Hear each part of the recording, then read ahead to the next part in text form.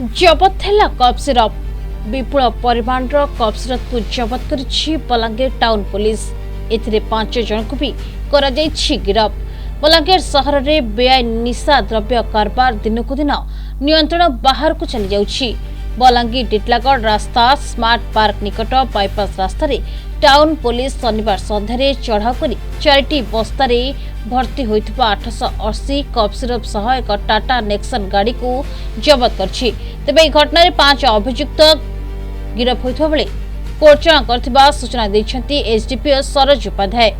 हमर टाउन थाना पुलिस गोटे सफलता मिली। हमर टाउन आईआईसी एवं ताकर टीम गोटे इनफॉरमेशन पाइथिले जे गोटे टाटा नेक्सन गाड़ी कटक आड़ू कफ सिरप आसुची बोली सेमान ताको दुईटा टीम करिकी टाउन ने सेमान ताको गोड़ाई थिले एवं गोटे गाड़ी की से चकमा देकी से पळेला। से जो हमर बाईपास अछि राजीव नगर बाईपास पटे जो पार्क अछि से पार्क बाईपास पटे से गोटे गाड़ी चकमा देकी पळेला।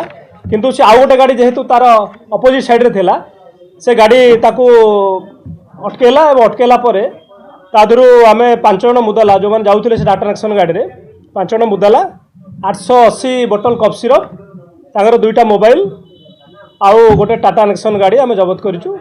से 5 जन को आमे अरेस्ट करिचु एनडीपीएस सेक्शन में अरेस्ट करिचु एवं आज कोर्ट चालान करा जिवो।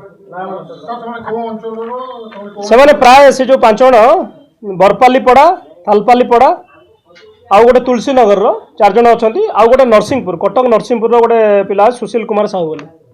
सर एमानकर निशा कारबार रे केबे आगरू पूर्वरु रेकॉर्ड कोन? हां गोटे विद्याधर साहू बोली अछि जे कि हमर थालपाली पड़ार लास्ट ईयर तानार गोटे केस हेतिला गोटे स्कूटी रे से धरा हेतिला सेम एरिया रे ताको हम गोटे केस करथिलु तार केस नंबर होची 772/25 सेतरे से फराड हेतिला।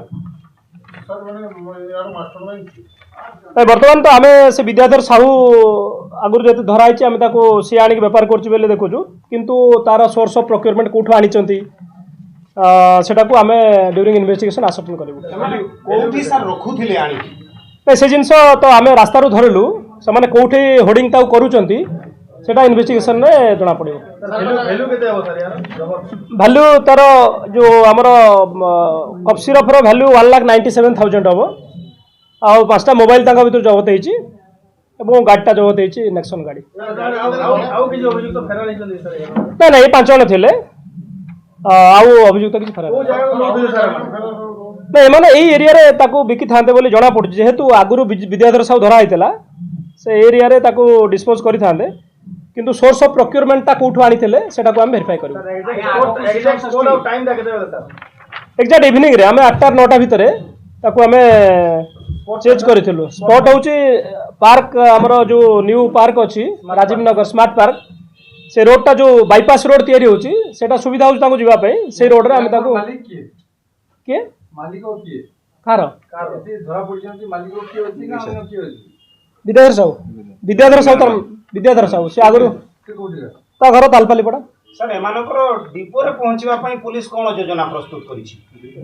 ना ना डिपो आमे जते बेले धरुचु करिके इन्वेस्टिगेशन आमे शामिल करचु एवं जेमती आगो को से न करि परिबो ता व्यवस्था करु। बलांगीर शरचंद्र मिश्रा का रिपोर्ट प्रतिदिन टीवी।